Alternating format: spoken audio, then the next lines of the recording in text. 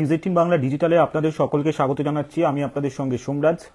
একটা গুরুত্বপূর্ণ আপডেট নিয়ে আপনাদের সঙ্গে আমি ফেসবুক লাইভে এলাম এই সন্ধ্যেবেলায়। তার কারণ আপনারা সবাই জানেন যে সুপ্রিম কোর্ট আজকে অনেকটাই সবুজ সংকেত দিয়েছে প্রাথমিক শিক্ষা পর্ষদকে, মূলত প্রাথমিক শিক্ষক নিয়োগের প্যানেল বা মেধা প্রকাশ নিয়ে, এবং তার দরুন প্রাথমিক শিক্ষা পর্ষদ মনে করছে যে নিয়োগ জটিলতা কেটেছে। আর সেই নিয়োগ জটিলতা কাটার সঙ্গে সঙ্গেই প্রাথমিক শিক্ষা পর্ষদ এবার তড়িঘড়ি প্যানেল বা মেধা তালিকা প্রকাশের প্রস্তুতি শুরু করে দিয়েছে। কবে প্যানেল প্রকাশ হবে বা কবে মেধা তালিকা প্রকাশ হবে সে সম্পর্কে আপনাদের বিস্তারিত জানাচ্ছি, কিন্তু যেটা আপনাদের জানিয়ে রাখি যে 11,000-এরও বেশি যে শূন্য পদ, সেই শূন্য পদের জন্য 2022 সালের অক্টোবর মাসে প্রাথমিক শিক্ষা পর্ষদ বিজ্ঞপ্তি দেয় এবং তারপর ডিসেম্বর মাস থেকে, অর্থাৎ 2022 সালের ডিসেম্বর মাস থেকেই পর্ষদ তারপর ইন্টারভিউ প্রক্রিয়া শুরু করে।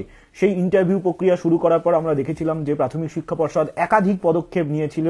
মূলত আমরা দেখেছিলাম যে নিয়োগ প্রক্রিয়াকে স্বচ্ছভাবে করার জন্য ভিডিওগ্রাফি করেছিল পর্ষদ, পাশাপাশি পরীক্ষার্থীরা যে ইন্টারভিউ দিচ্ছে সেই ইন্টারভিউ প্রক্রিয়াকেও ভিডিওগ্রাফির মাধ্যমে তারা তাদের সংরক্ষণে রেখেছে, যাতে আগামী দিনে যদি কোনো রকম অভিযোগ ওঠে তাহলে তার সঙ্গে সঙ্গে দেখাতে পারবে পর্ষদ।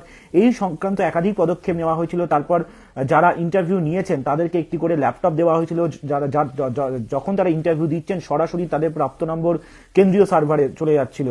ফলত প্রাথমিক শিক্ষা পর্ষদকে আমরা দেখেছি যে বিভিন্ন পর্যায়ে বিভিন্ন রকম নিরাপত্তার ব্যবস্থা করতে, মূলত নিয়োগ প্রক্রিয়া নিয়ে যাতে কোনো অভিযোগ না ওঠে। সেই নিয়োগ প্রক্রিয়া অবশ্য সুপ্রিম কোর্টের নিয়োগ প্রক্রিয়া বিষয় নিয়ে সুপ্রিম কোর্টে মামলা চলছিল, এবং আজকে সবুজ সংকেত আসার পর প্রাথমিক শিক্ষা পর্ষদ যেটা সিদ্ধান্ত নিচ্ছে বা নিতে চলেছে, যেটা এই মুহূর্তের একটি গুরুত্বপূর্ণ আপডেট, যে আপডেটের জন্যই আপনাদের সঙ্গে আমি ফেসবুক লাইভে এসেছি, সেটি হলো আজ রাতেই বা আগামীকালই প্রাথমিক শিক্ষা পর্ষদ 11,000-এরও বেশি শূন্য পদের প্যানেল বা মেধা তালিকা প্রকাশ করে দিতে পারে।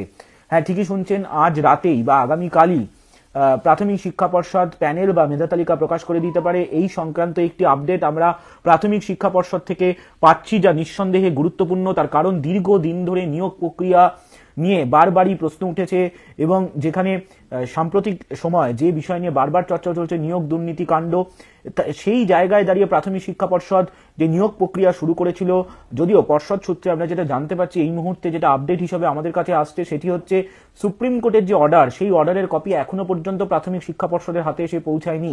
তার জন্যই তারা প্রাথমিক শিক্ষা পর্ষদ অপেক্ষা করছে।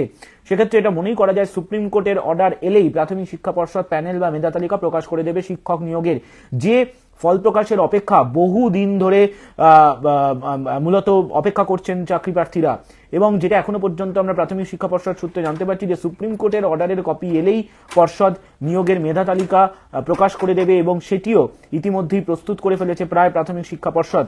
ইতিমধ্যেই পর্ষদের সঙ্গে স্কুল শিক্ষা দপ্তরের আধিকারিকরাও বৈঠক করেছেন, তেমনটা আমরা সূত্র মারফত জানতে পারছি। আর সেক্ষেত্রে আজকে রাতেই যদি সুপ্রিম কোর্টের অর্ডারের কপি আসে তাহলে আজ রাতেই, না হলে আগামীকাল পর্ষদ ফল প্রকাশ করবে, অর্থাৎ প্যানেল বা মেধা তালিকা প্রকাশ করবে। সেক্ষেত্রে আমরা এটাও জানতে পারছি যে সুপ্রিম কোর্টের অর্ডারের অপেক্ষা এখনো প্রাথমিক শিক্ষা পর্ষদের আধিকারিকরা রয়েছেন সল্টলেকে তাদের কেন্দ্রীয় কার্যালয়। সেক্ষেত্রে সুপ্রিম কোর্টের অর্ডারের কপি তারা দেখবেন, বিবেচনা করবেন, তারপরেই প্যানেল বা মেধা তালিকা প্রকাশ হবে। সেক্ষেত্রে আগামীকালই সম্ভবত বেশি সম্ভাবনা অবশ্যই প্রাথমিক শিক্ষা পর্ষদের তরফে যখনই প্যানেল বা মেধা তালিকা প্রকাশ করা হবে তা আপনাদের তখনই জানাবো। আপনারা অবশ্যই নিউজ 18 বাংলা ডিজিটালে নজর রাখুন।